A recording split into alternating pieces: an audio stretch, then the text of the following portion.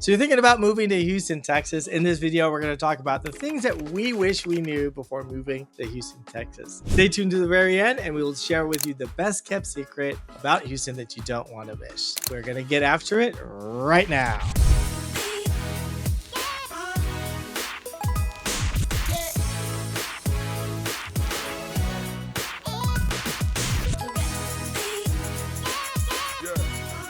If this is your first time to our channel and you want to know everything there is to know about Houston, Texas, the good and the bad, the pros and the cons, the yin and the yang, then tap the bell for notifications, subscribe, so you can be the first to know about the current market in Houston, Texas. My name is Joseph Diasana. I'm Kerry Josephson. And together, our team gets calls and messages every day from people just like you and you and you and you and you looking for help on moving to Houston, Texas, and we absolutely love it. So whether you're moving in 10 days or 100 days, give us a call, shoot us a text, send us an email. The information is in the description so we can help make your move smooth to Houston, Texas. This is part 2. I'm so excited for part 2. Let's talk about the neighborhoods are diverse. Every part of Houston has its own theme or character, depending upon where you are in the city. And even in the suburbs, there's kind of a feel to it that's going to be different from each part. Don't you agree? I do. But what I would also say is some of the neighborhoods don't even feel like you're in the same city. Yeah. There are some consistent things that run true for us, I think. And so while you may definitely know that you are in Montrose or Katy, you also know that you're in Houston. Correct. Sure. There's some telltale signs, especially around the aesthetic, the type of neighborhood. The houses are also very different from other parts of the country. And it's funny sometimes that we get builders who are trying to bring back certain things. Remember that one builder that was building with shaker siding and he was like, oh, we're trying to appeal to the older population, the baby boomers that are coming from the Northeast. I was like, baby boomers coming from the Northeast is not going to want a shaker looking house. You remember that?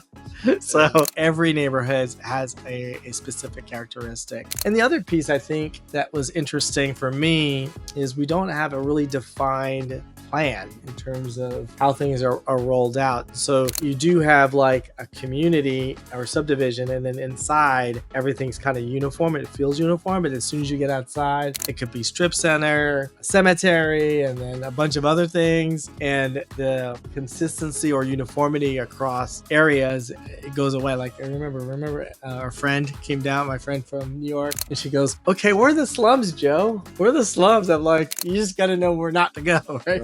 Yeah. It's very, very interesting. The city doesn't necessarily outline what the community looks like. The community does it for themselves. So the developer comes in and they really take the lead on that. And then we as a community kind of rally around that. Wherever. Yeah. Houston gets wet a lot. We are one of the wettest cities in the country, which I learned during Hurricane Harvey.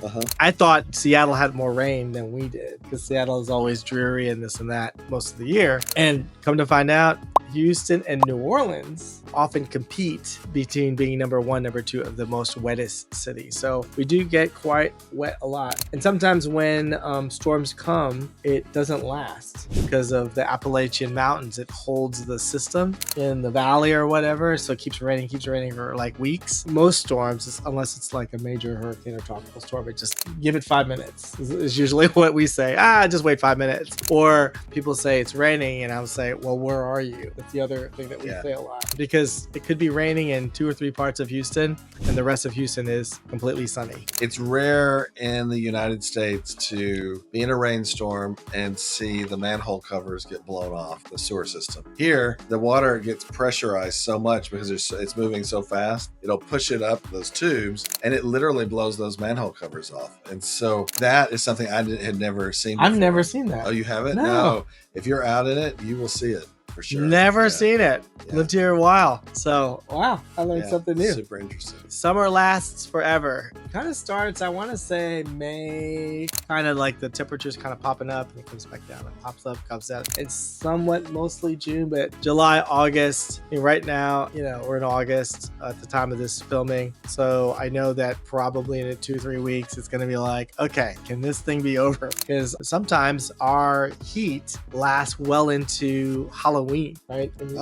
I remember setting up for Halloween for the kids, and literally it being so hot you couldn't put your costume on. Like you're getting everything out Halloween, like the night of Halloween. Forget the mask. And it is so dang hot. Yeah, for sure. So if we can make it into June without it being so hot, we feel like we've won. Yeah. And if we can end it by the time, I don't know, the beginning of October, we feel like we've won. Definitely not Labor Day. Labor Day usually is going to be super hot. Yeah, that's awesome. Mosquitoes are everywhere. And we're also in the Bayou City. So 1,000 miles of tributaries and rivers and creeks and stuff like that. So there's always going to be some level of mosquito nest. Sometimes if you're walking your dog at night in certain neighborhoods, you'll see this white truck and you see this billowing smoke coming out of the truck. It's spraying. Supposedly it's not harmful to animals or humans, but we always turn around and walk back. But if you're walking, you're trying to get home before it drives by you. They'll turn it off when they're beside you, but right before or right after, just be careful. Back on. So you're walking. Just be careful. Sure. Diversity is a huge plus in Houston, unlike most other parts of the country, because we are a international city. We have a port. We're close to Mexico. We've got such an incredible amount of diversity. In fact, Fort Bend County was named the most diverse county several years in a row. You know, all year round, you'll hear different languages and stuff like that. Not so much like Europe, but definitely you'll see a lot of diversity. So one of the things that brings people here internationally and throughout the country as well, is healthcare. So we have the largest healthcare medical center in the world located here in Houston. I don't know what the specific stat is right now, but maybe 2 years ago, we would see that literally 120,000 people commute in the morning and 120,000 people leave in the evening to work there. That brings a lot of jobs. It brings a lot of people that need the care. But the other thing is they have their own police force and their own tunnel system, and the police force is there just to keep traffic moving. Yeah. That is their whole thing, because in any hospital scenario, that the buildings tend to be closer together because people are walking all over the place, and you've got to keep that traffic moving. So it's real interesting to watch them work. Yeah, that's awesome. Parking can be tricky. Depends. He just mentioned it in terms of traffic. I remember coming to visit one of my clients, and I thought I left an hour early and still was 15 minutes late once I arrived, because I tried to valet. You couldn't valet because you had to be a member of the family. Immediate member of family, you have to prove it. So I parked in an offsite garage and then I had to walk. And then the hospitals are so huge. You kind of needed a map. And it was like every 5 minutes I was asking somebody, okay, this is where I need to go. Which turn do I need to do that right here? So downtown, similar. A lot of the roads are one way. Finding parking, looking for parking is quite tricky. However, parking is not as expensive as other cities. Chicago is like $50 a day to park anywhere. If we had to pay $50, we would turn around. That is just not. If you see a $20 a day, that's a big deal. Yeah, that's a big deal here. You can valet, and most always you valet for tip. Oh yeah, and then after hours, after 6 o'clock, those meters don't. Oh yeah, after and weekends, we don't pay.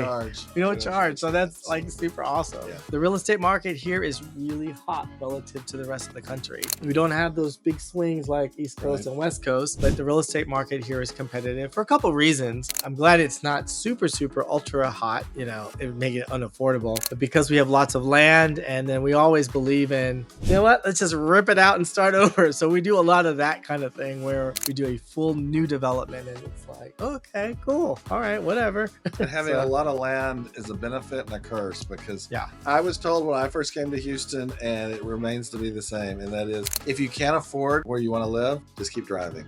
As long as you go further and further out of town, eventually you'll get to that spot where you can afford it. Now you're gonna have to drive a lot, but I mean, in this day and age, you can telecommute 1 to 2 days home. It's fun. Despite all the different challenges, maybe with the weather, bugs, or the humidity, Houstonians overall are super welcoming, and they're very, very friendly. Especially when we had some of those big challenges with the hurricanes. People will roll up their sleeves. We had a tornado once, which normally I've never heard of having a tornado, but we did. Our neighbors from 3 streets over come out with little hacksaws because we ran out of electricity. And here we are, 70-year-old man who had heart surgery. He's hacking away, and all of that stuff, or have a boat they would bring. People would try to get in the boats and rescue people. So it is really, truly a community that really supports each other. So it's great. All right, then. That's the end of our thing. Look forward to other discussions about what we wish we knew in the future.